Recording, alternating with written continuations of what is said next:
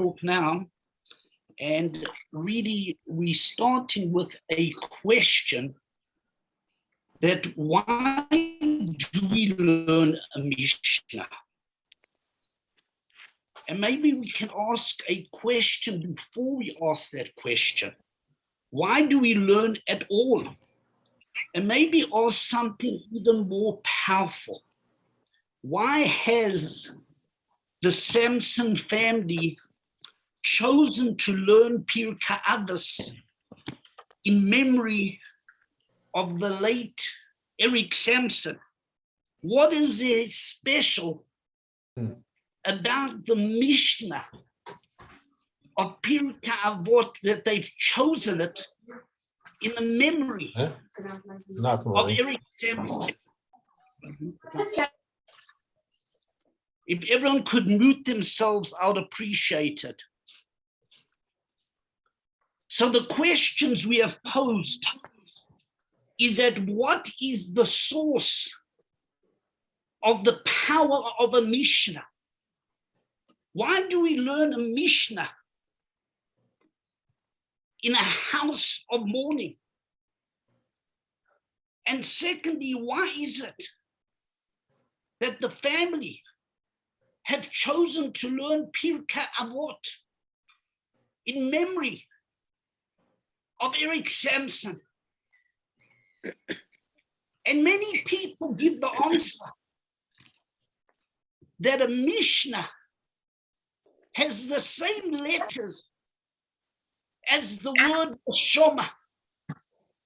And therefore, the reason we learn a Mishna in a house of mourning is because we're speaking about a neshama. We're speaking about a soul. But I once heard in the house of mourning of my niece, who passed away tragically at a young age, that the reason we learn about a Mishna and we don't learn about a Gemara is that the Mishna is written in the present tense and the Gemara is written in the past tense. And what it's coming to teach us is that neshama is always around, that neshama never leaves us, that neshama exists no matter where we are in the world, that neshama exists wherever we are. And I think this is what, if everyone can mute themselves, I'd appreciate it greatly. And I think this answers that second question. Why is it that the family have chosen to learn Pirkei Avot?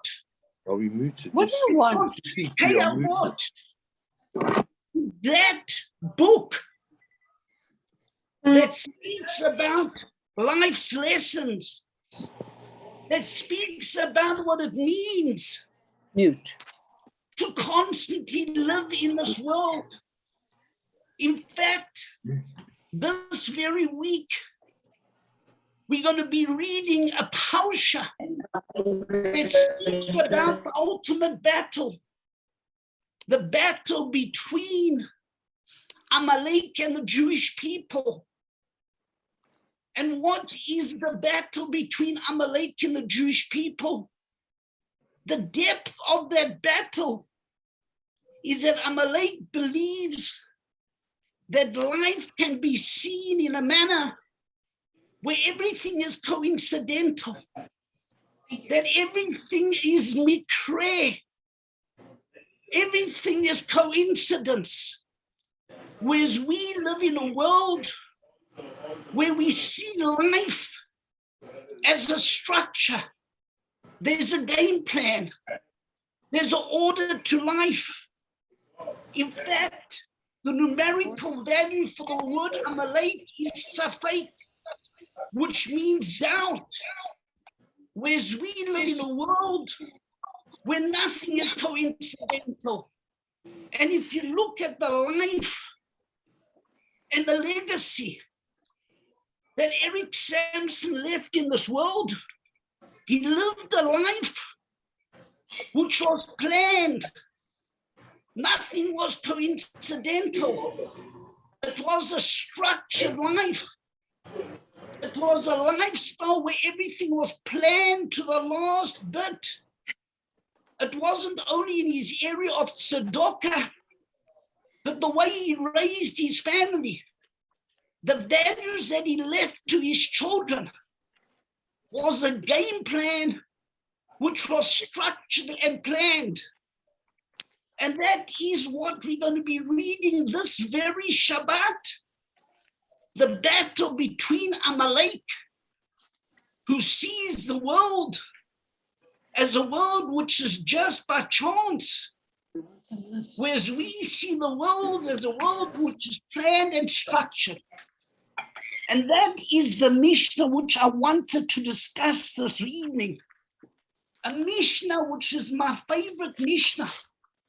A Mishna which discusses the 4 things in life which every human being wants. Every human being wants these 4 things.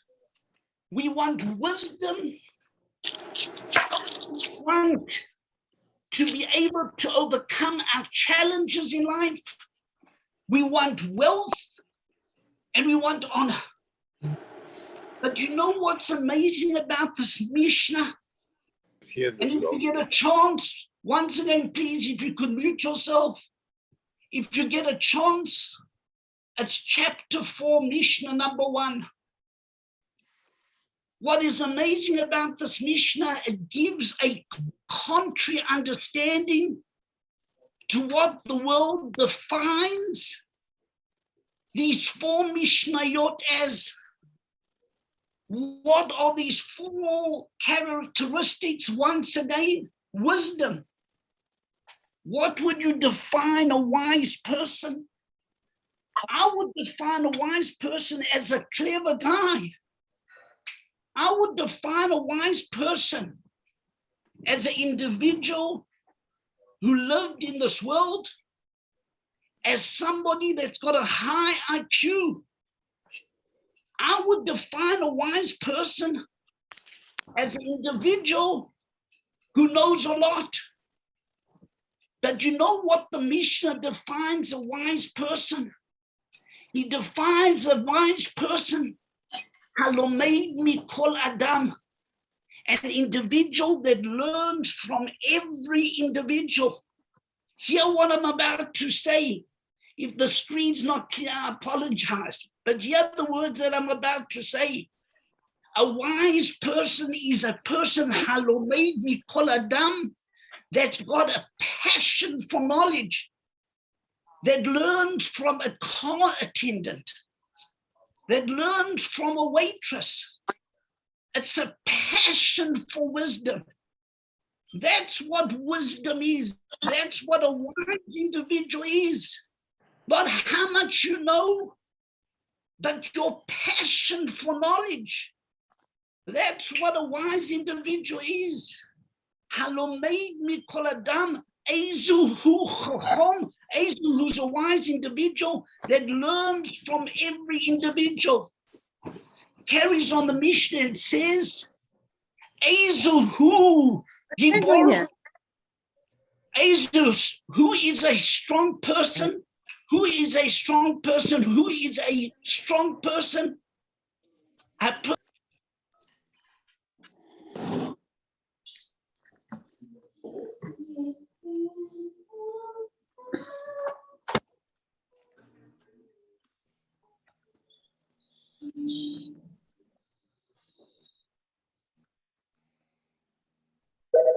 Rabbi, your microphone is muted.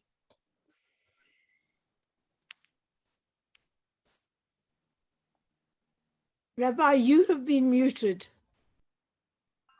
Rabbi Shmuel, your microphone is muted. Sorry, can you hear me now?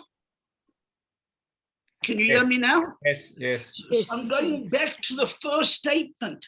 Who is a wise person? A person that has a passion for knowledge. Who is a person that is strong? A person that has challenges in life and is able to overcome their challenges.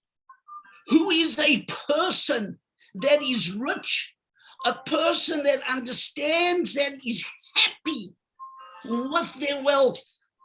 And who is a person that is honorable? Not a person that walks around and everyone gives him kavod, but he gives kavod to other individuals.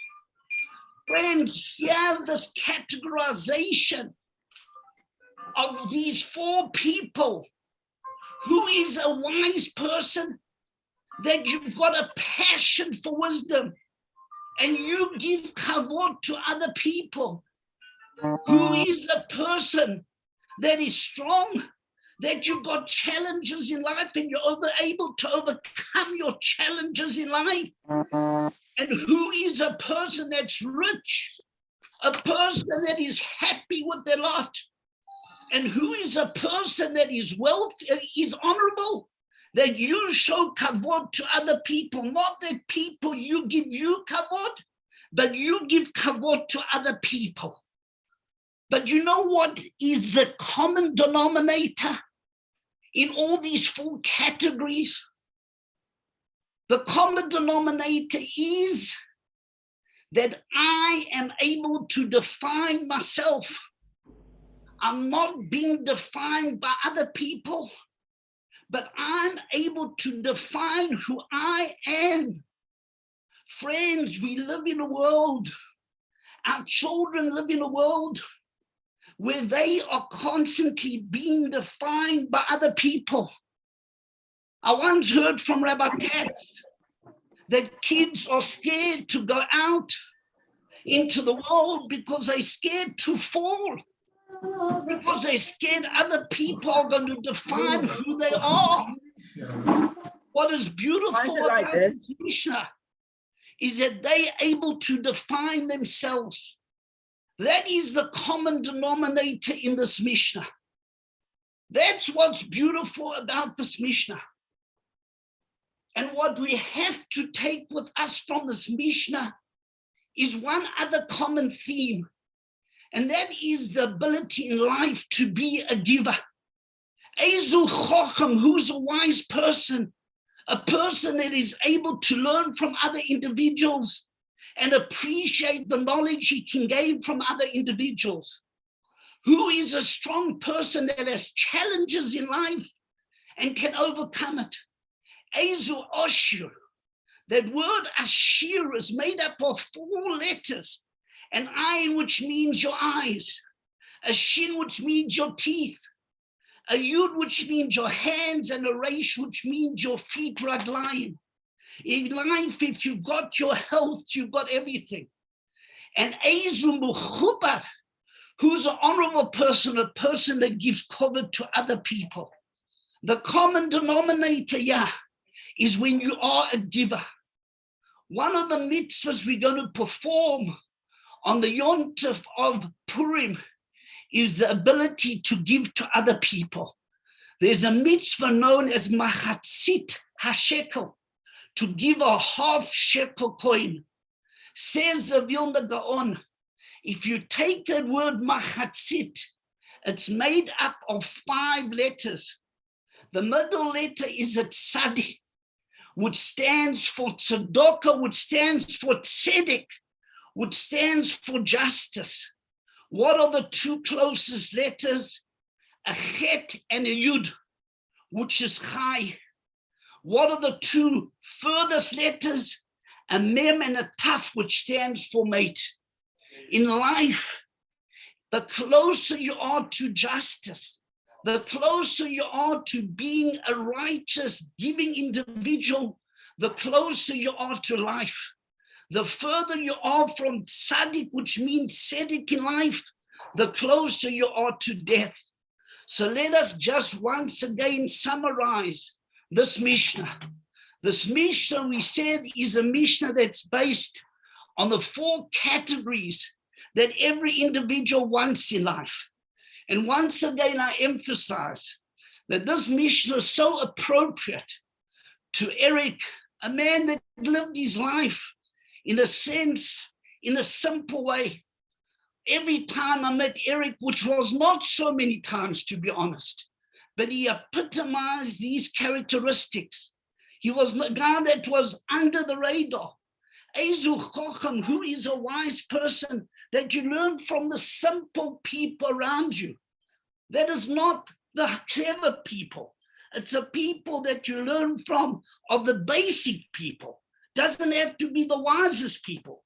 In life, sometimes you learn from the simple people the wisest things, because they have experienced life in a much more real manner. Ezu Dibor, who are the real strong people? People that have gone through life and have had real challenges. Ezu Osher, who was really wealthy in life. Not those people that have so much money, but people that are happy with their lot.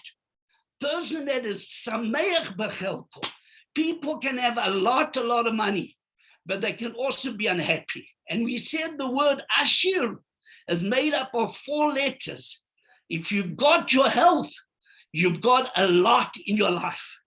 And who is an honorable person that gives kavod to other people. If you give kavod, it's an amazing, amazing thing.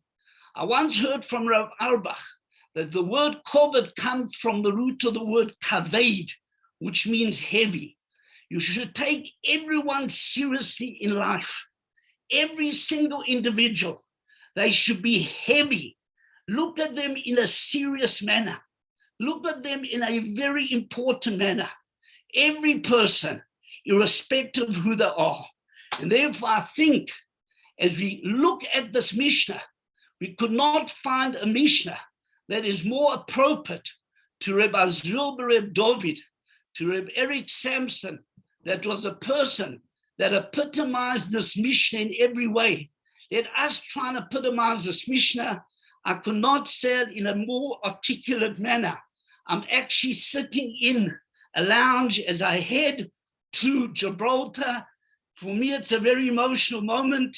My eldest son's getting married in Gibraltar. I could not give the shir. The family really, unfortunately, for certain reasons, I wasn't able to give it the previous time. I wanted to give it. It's important to me. This family is important to me. They like brothers, they like friends, they like family. And this message I'm saying over now is really the message I would like to give my children, that this is a definition of wisdom, definition of strength, definition of wealth, and the definition of true kavod. We should only share simchas, and the message that Eric left to all of us in his life. And please God, this should be the message that we leave our children in their lives as they head towards building their families and living a meaningful life. We should only share simchas together. Amen.